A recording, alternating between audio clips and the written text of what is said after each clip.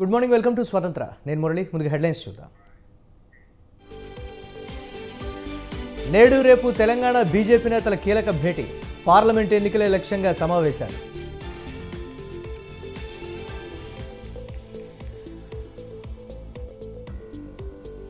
నేడు అచంటలో చంద్రబాబు పర్యటన, ఎన్నికల శంఖారావాన్ని పూరించనున్న టీడీపీ అధినేత.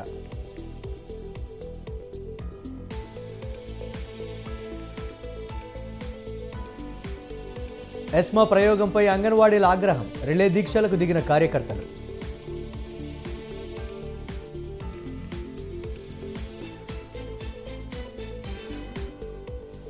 హైదరాబాద్ కాలాపత్తర్లో దారుణ హత్య, అఫ్రోజ్ అనే వ్యక్తిని నరికి చంపిన దుండగులు.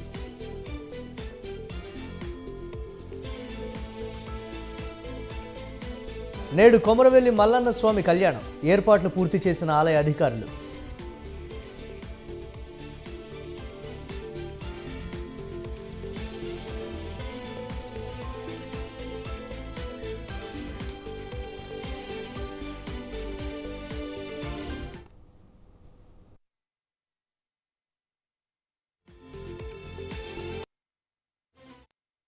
హైదరాబాద్లో సంచలనం రేపిన సాఫ్ట్వేర్ ఉద్యోగి సురేందర్ కిడ్నాప్ కేసులో పోలీసులు నలుగురిని అరెస్టు చేశారు. కిడ్నాప్ కేసులో సురేందర్ సోదరి పాత్రపై ఆరా తీసిన పోలీసులు ఆమెను అదుపులోకి తీసుకుని విచారిస్తున్నారు. సురేష్ అనే వ్యక్తితో కలిసి కిడ్నాప్ ప్లాన్ వేసినట్లు గుర్తించారు. సురేష్పై గతంలో పలు పోలీస్ స్టేషన్స్లో క్రిమినల్ కేసులున్నాయి. భారీగా డబ్బు వసూలు చేసేందుకే కిడ్నాప్ స్కెచ్ వేసినట్లు పోలీసులు గుర్తించారు.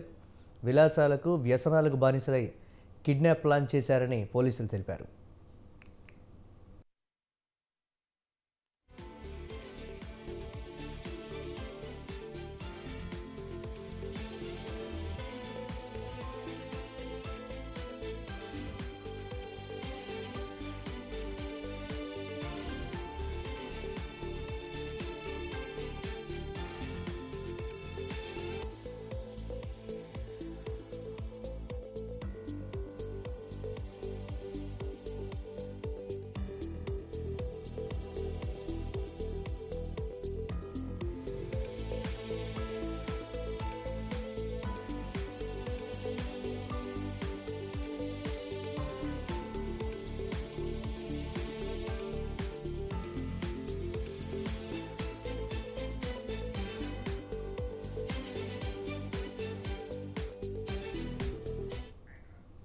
బ్రేక్ న్యూస్ చూస్తున్నాం. హైదరాబాద్లో సంచలనం రేపిన సాఫ్ట్వేర్ ఉద్యోగి సురేందర్ కిడ్నాప్ కేసులో పోలీసులు నలుగురిని అదుపులోకి తీసుకున్నారు.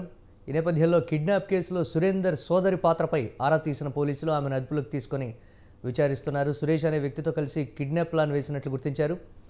సురేష్పై గతంలో పలు పోలీస్ స్టేషన్స్లో క్రిమినల్ కేసులున్నాయి. భారీగా డబ్బు వసూలు చేసేందుకే కిడ్నాప్ స్కెచ్ వేసినట్లు పోలీసులు గుర్తించారు. విలాసాలకు వ్యసనాలకు బానిసలై కిడ్నాప్ ప్లాన్ వేశారని పోలీసులు తెలిపారు.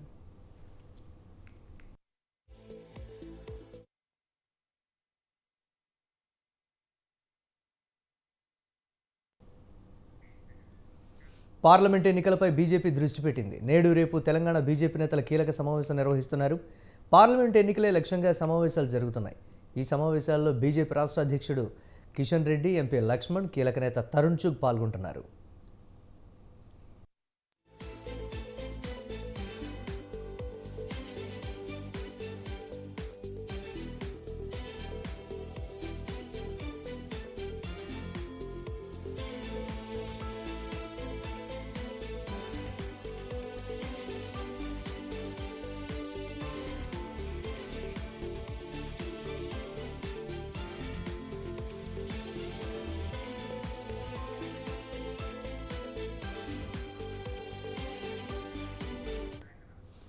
పార్లమెంట్ ఎన్నికలే లక్ష్యంగా కీలక సమావేశాలు నిర్వహించనుంది తెలంగాణ బీజేపీ శాఖ.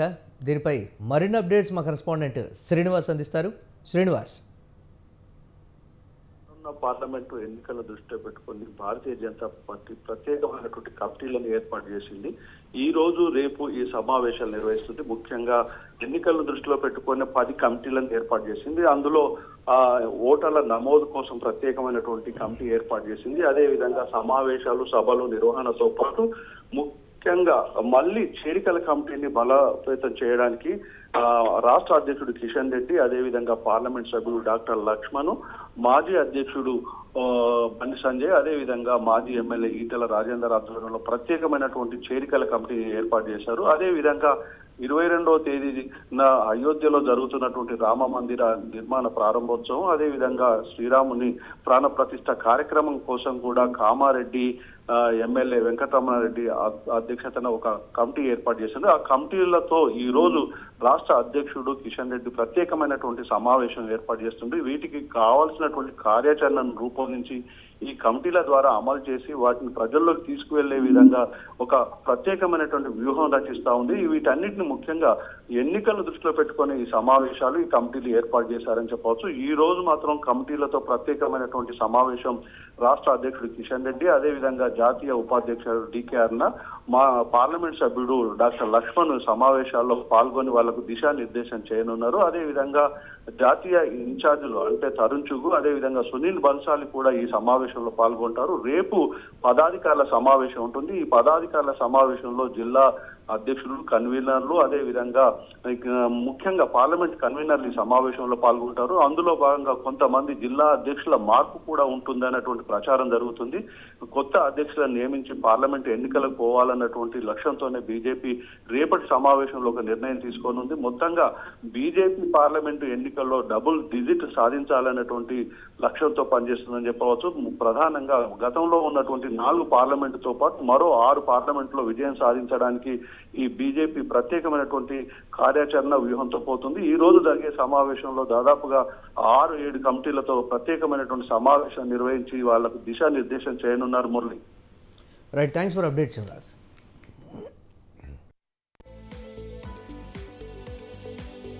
పశ్చిమ గోదావరి జిల్లా అచంటలో రా కదలిరా సభకు అన్ని ఏర్పాట్లు పూర్తయ్యాయి. ఈరోజు మధ్యాహ్నం 3 గంటలకు టీడీపీ జాతీయ అధ్యక్షుడు నారా చంద్రబాబు నాయుడు ఎన్నికల శంఖారావాన్ని పూరించనున్నారు. సభకు 1,00,000 మంది జనం వస్తారని అంచనా వేస్తున్నారు. సభకు వచ్చే టీడీపీ నేతలు, కార్యకర్తలకు ఎలాంటి ఇబ్బందులు లేకుండా ఏర్పాట్లు చేశారు. 40 ఎకరాల్లో వేరువేరు చోట్ల పార్కింగ్ ఏర్పాటు చేశారు. ఇవాళ మధ్యాహ్నం 3 గంటలకు సభ ప్రారంభమవుతుంది. దీనిపై మరింత సమాచారం మా ప్రతినిధి సతీష్ అందిస్తారు.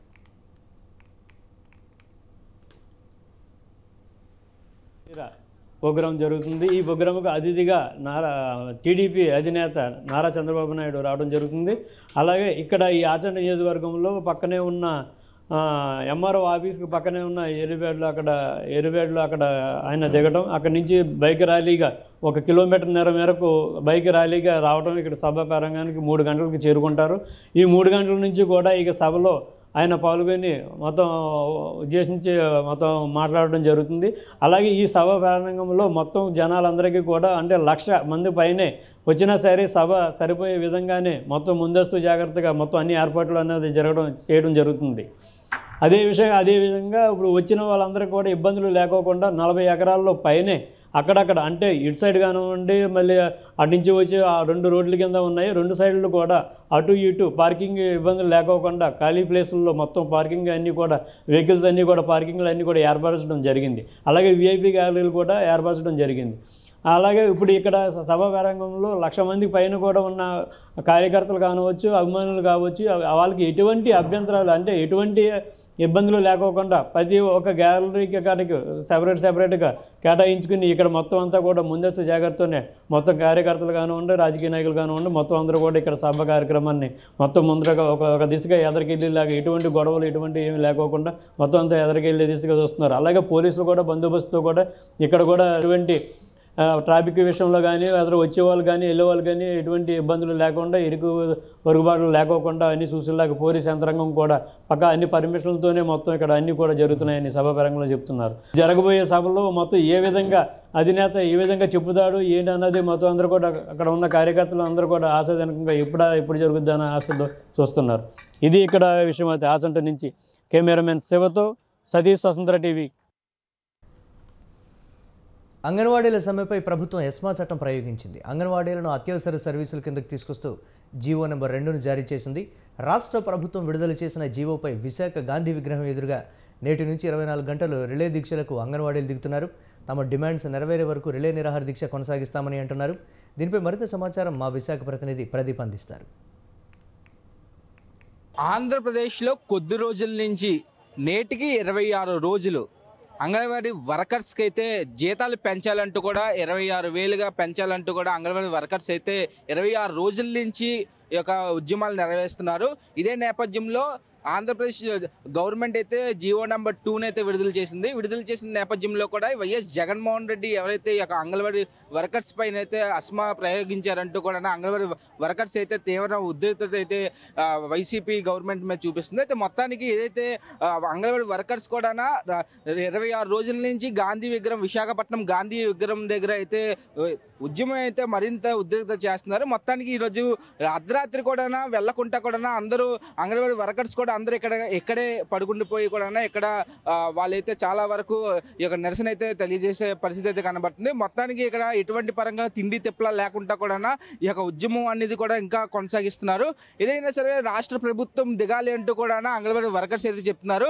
జగన్మోహన్ రెడ్డి 2019లో ఎటువంటి హామీలు ఇచ్చిన ప్రకారం కూడా గడిచిన 4.5 సంవత్సరాల నుంచి కూడా ఎటువంటి పరంగా కూడా ముఖ్యమంత్రి జగన్మోహన్ రెడ్డి అయితే మాకు ఏమీ చేయలేదు అంటూ కూడా అంగన్వాడీ వర్కర్స్ అయితే చెప్తున్నారు. మొత్తానికి చూస్తున్నాం ఇక్కడ మొత్తం ఒక అంగన్వాడీ వర్కర్స్ అయితే వాళ్ళ ఇంట్లోకి వెళ్ళకుండా కూడా ఇంట్లో వాళ్ళని అందరినీ వదిలేసి కూడా రోడ్లపై ఒక నిరసన తెలియజేసే పరిస్థితి అయితే కనబడుతుంది. చాలా బాధాకరమైన సంఘటన కూడా ఇక్కడ చాలా కనబడుతుంది. ఇక్కడ అంగన్వాడీ వర్కర్స్ కూడా మనతో పాటు ఉన్నారు. మరిన్ని విషయాలు అడిగి తెలుసుకుందాం. చెప్పండి, అసలు అర్ధరాత్రి పూట్ల మీరు ఇంత నిరసన తెలియజేసే పరిస్థితి రాష్ట్ర ప్రభుత్వం తెచ్చింది, దీన్ని ఎట్లా చూడమంటారు? అసలు ఎట్లా చూడాలైతే మాకైతే అర్థం కావట్లేదండి. ఈ రోజుకి 26వ రోజుకి మా సమ్మె వచ్చింది. ఈ రోజు 26 రోజుల నుంచి మేము సమ్మె చేస్తుంటే ఇంతవరకు కూడా మా సమస్యలు ఏమి పట్టించుకోవట్లేదు. అంటే సీఎం గారికి మేము ఎలా కనిపిస్తున్నామో ఏంటో తెలియదు. మా అంగన్వాడీల మీద ఎందుకు అంత కోపం, ఎందుకు అంత ఉక్కుపాదం మోపుతున్నారో మాకైతే అర్థం కావట్లేదు. అలాగే ఈ రోజు జీవోని కూడా విడుదల చేశారు. జీవో నెంబర్ 2 మా జీవోని రిలీజ్ చేశారు. అంటే మేము అతను ఆస్తులు అడిగామా, అంతస్తులు అడిగామా, లేకపోతే అతను ప్యాలెస్లు అడిగామా, లేకపోతే ఆయన పదవిలో ఉండే సీట్లు అడిగామా, లేకపోతే ఆయన కుర్చీ అడిగామా? మేము ఏం అడిగామని సార్ ఈ రోజు మా మీద జీవో నెంబర్ 2ని విడుదల చేశారు. మేము లేకపోతే ఖైదీలమా, గుండాలమా, లేకపోతే రౌడీలమా ఏంటి? అసలు ఎందుకు విడుదల చేశారు? ఇలాంటి జీవోలు ఎన్నో చూసాం. ఇలాంటి జీవోలకు మేము అదిరిపోయేది లేదు, బెదిరిపోయేది లేదు.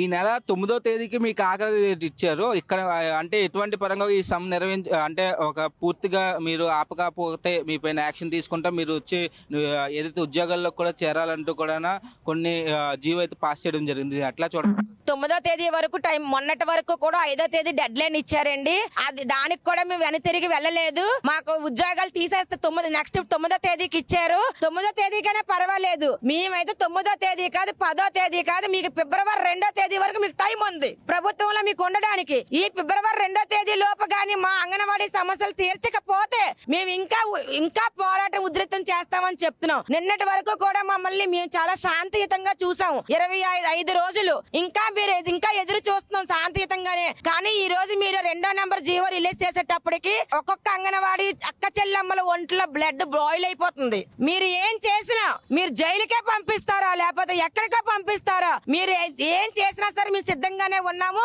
మాకు కనీస వేతనం 26,000 ఇచ్చినంత వరకు కూడా, మాకు సుప్రీంకోర్టు తీర్పు ప్రకారం గ్రాట్యుటీ అమలు చేసినంత వరకు కూడా వెనక్కి తగ్గేదే లేదు. ఇది ఏదైతే అర్ధరాత్రి లేదు, చలి లేదు, ఏదైనా సరే కుటుంబాన్ని వదిలి కూడా అర్ధరాత్రి పూట్ల అంగన్వాడీ వర్కర్స్ అయితే ఈ యొక్క గవర్నమెంట్ మీద అయితే చాలా ఉధృతత ఇంకా ఎక్కువగా చేస్తూ కూడా ఈ యొక్క నిరసన అయితే తెలియజేస్తుంది. వీళ్ళకి ఏదైతే జీతాలు పెంచాలి అంటూ కూడా ఏదైతే వీళ్ళు ప్రధానమైన డిమాండ్ ఉందో కూడా ఈ డిమాండ్ అనేది కూడా ఇంకా జగన్మోహన్ రెడ్డి 2వ తేదీ దిగే తట్టుకల్లా కూడా ఇదంతా క్లియర్ చేయాలంటూ కూడా ఈ యొక్క మాకు అమలు చేయాలంటూ కూడా అంగన్వాడీ వర్కర్స్ అయితే చెప్తున్నారు. మొత్తానికి ఏదైనా సరే అర్ధరాత్రి పూట్ల అంగన్వాడీ వర్కర్స్ అయితే చాలా మహిళలు అయితే అర్ధరాత్రి పూట్ల చలిలో కూడా ఇక్కడ ఉండే పరిస్థితి కూడా కనబడుతుంది. ఇప్పటికీ కూడా ఎటువంటి పరంగా కూడా తగ్గేదే లేదు అంటూ కూడా అంగన్వాడీ వర్కర్స్ అయితే చెప్తున్నారు. కెమెరామెన్ సౌత ప్రదీప్, విశాఖ నుంచి స్వతంత్ర. తిరుపతిలో అంగన్వాడీలు తమ న్యాయమైన డిమాండ్లను పరిష్కరించాలంటూ కళ్లకు నల్ల రిబ్బన్లు కట్టుకొని వినూత్న నిరసన చేపట్టారు.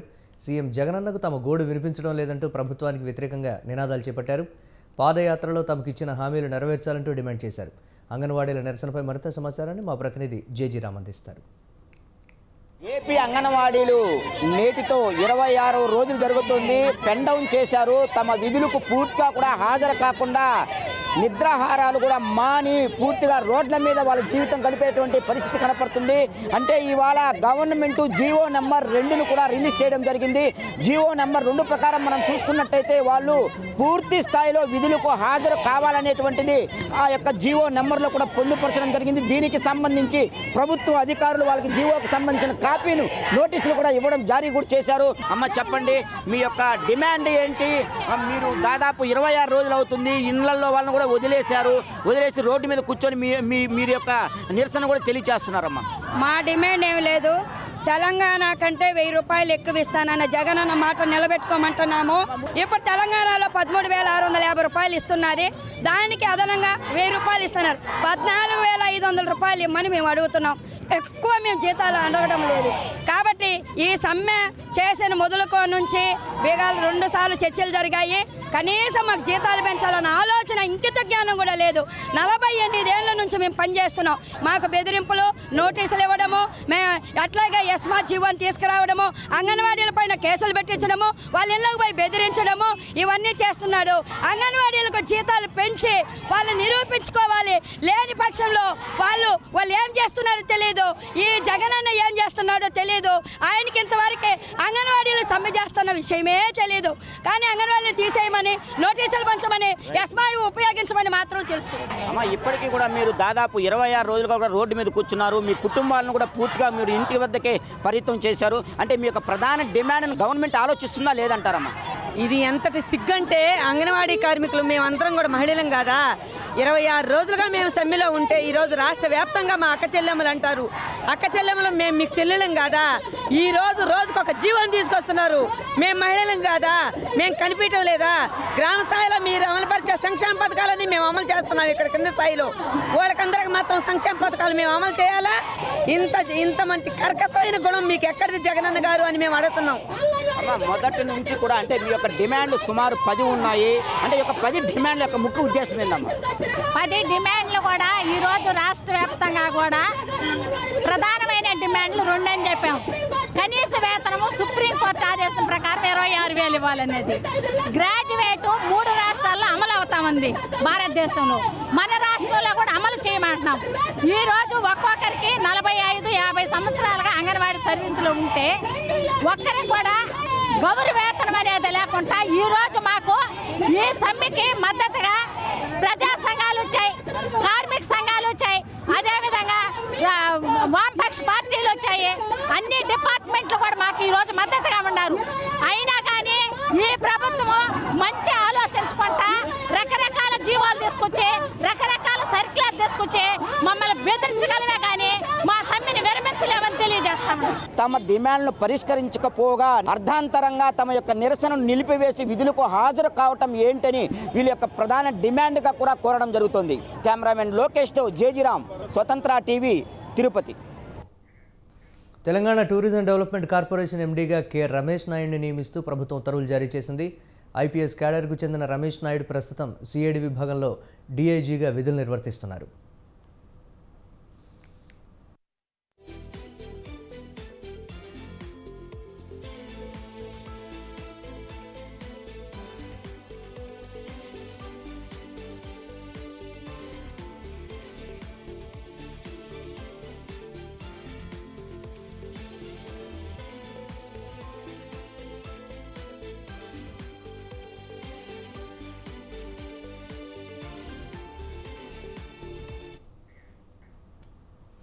ఇవి ఇప్పటి వరకు అప్డేట్స్. కీప్ వాచింగ్ స్వతంత్ర.